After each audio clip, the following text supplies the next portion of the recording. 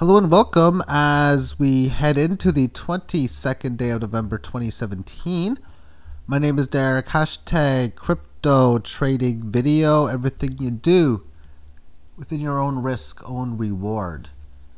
Going to tell you a couple scenarios in the midterm or next current term I do not think is going to happen.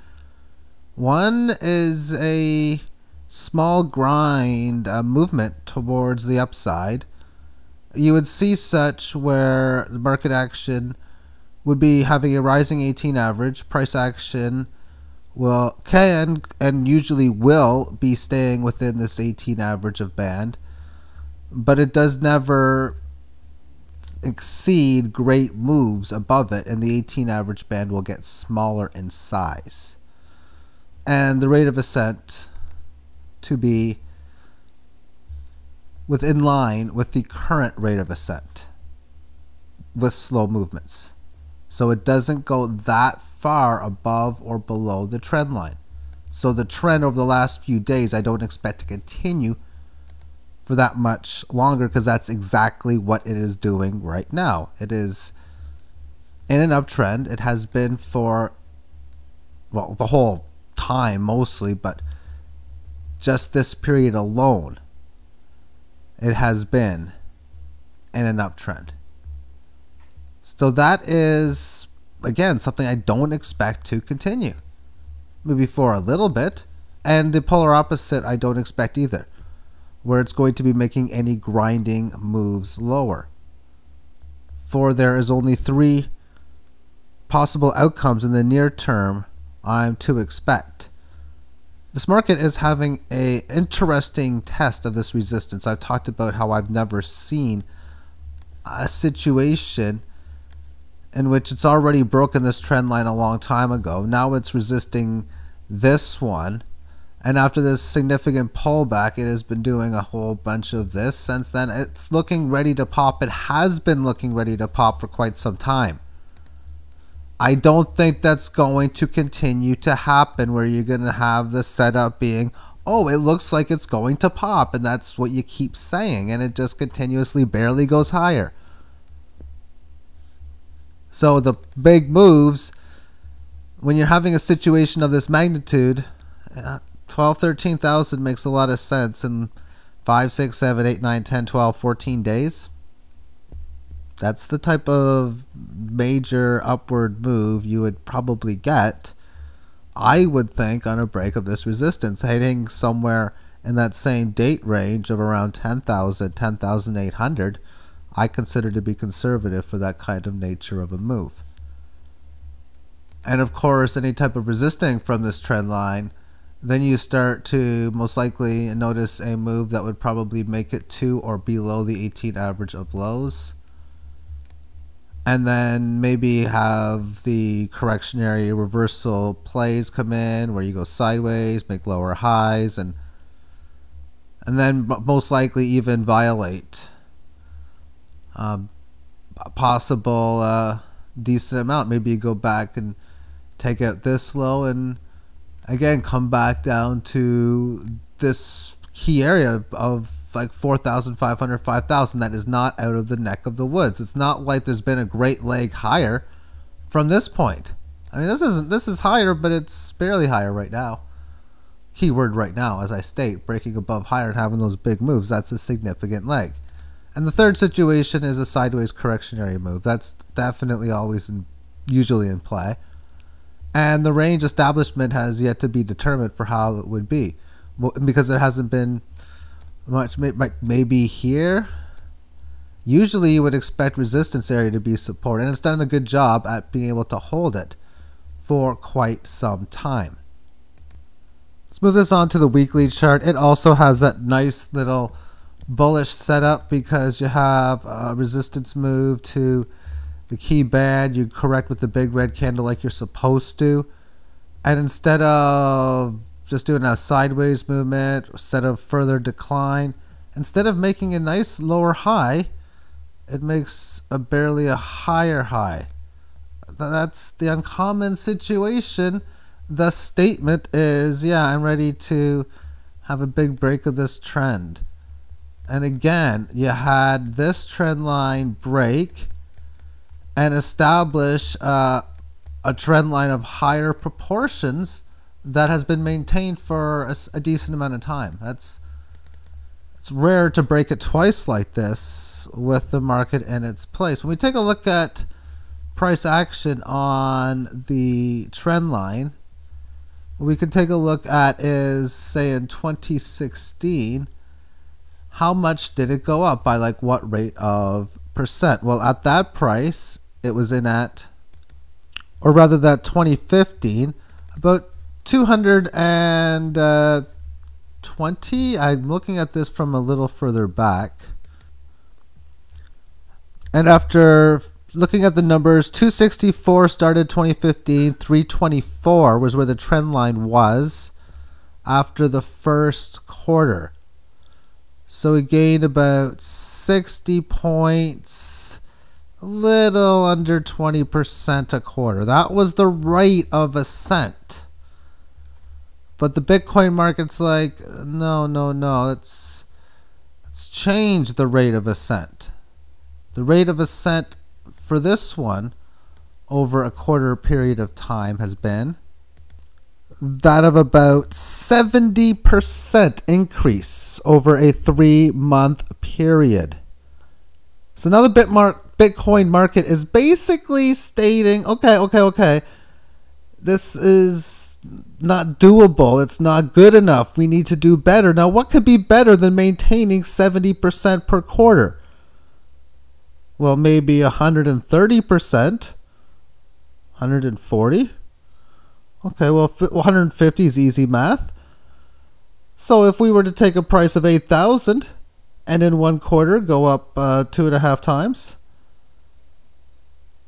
then we would be looking at about 20,000. Okay. And then doing it again for another quarter, you're looking at 50,000. Okay. Next quarter, 125,000. And the next quarter after that, we're now 1/3 of a million. We're not too far away from 1 million. And that would be over a year from if it were to get to that. Can you say hyperinflation if something like that could be maintained? It's not going to be, although it could. It could. It's rare. But what does that tell you? What could only happen if it breaks this resistance? An unsustainable up move to some certain level, then thereafter has to have decent red downward movement and would have to re-establish a new uptrend. A new uptrend. This is on a bullish case, of course, as well. That's where you have a move that might go to, say, 13,207 days. Price action would or could most likely thereafter, after making it way up to the upper area, go to like back into here, well below this band. The lowest probably would be to this trend line.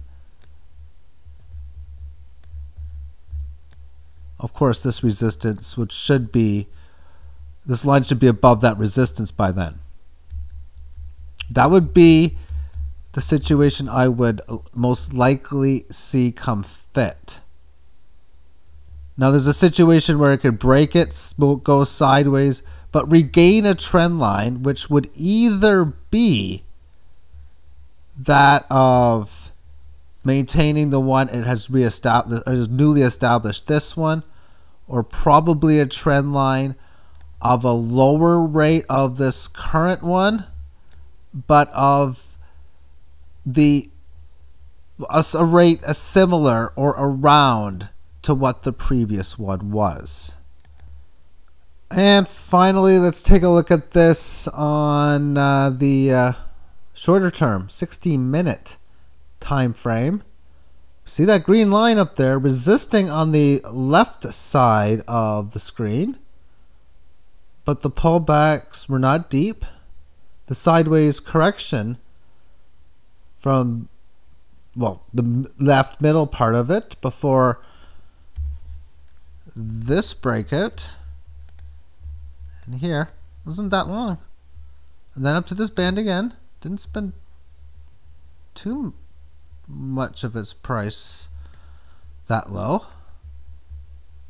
Maintaining an upward correctionary move, and then having a nice little break above it. But the pullback, not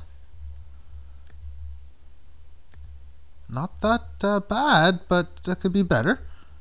How many times have we been seeing with these Bitcoin markets big moves down like this, regardless of this time frame being on a 60-minute chart, the daily chart, a 15-minute, or even the weekly?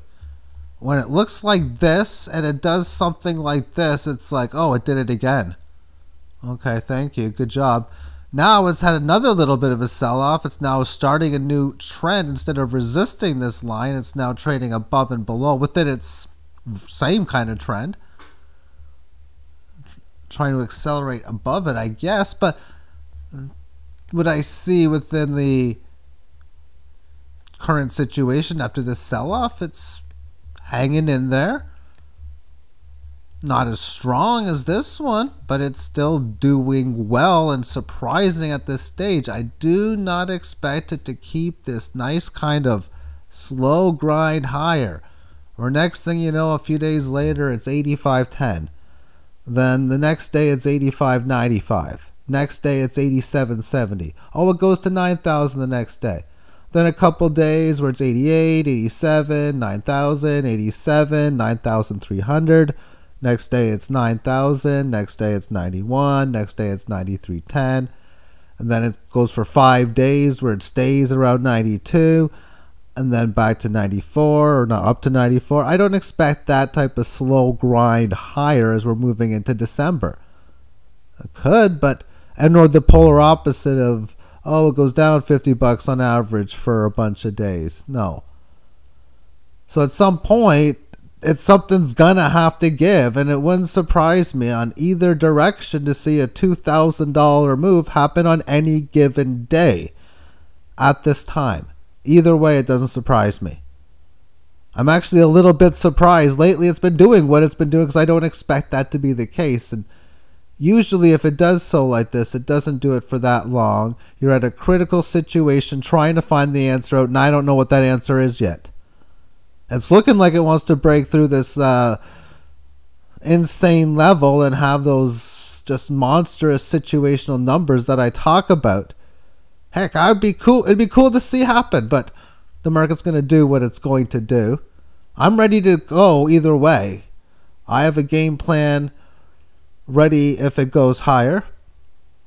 And that would be to most likely be buying alternate coins, selling some Bitcoins for real things, and woohoo, it's worth a lot now. If it goes higher, and if it goes lower, well, my alternate coins are bound to do well, bound to be hitting sell orders in Bitcoins, and, well, maybe my dollar value might not be worth quite as much, but my Bitcoin number sure as heck will be. So either way, that's the strategy I'm looking or foreseeing to be the case, at least on my personal level. And I think a lot of people who are holding a combination of both Bitcoins and altcoins kind of deal, especially if you're using Bitcoins to trade alternate coins to, well, that's your base currency, of course, to increase your number. All right, then it's over, the video that is. But the market movement. When is the last hour that has occurred for Bitcoin against the United States dollar in which it has not traded? How long ago would that be? Meaning, it's the Bitcoin market. When is it ever going to be over? Using that as a measure. I think it's been a long time since something like that be the case. Thank you for tuning in. Have yourself a great day. Bye-bye.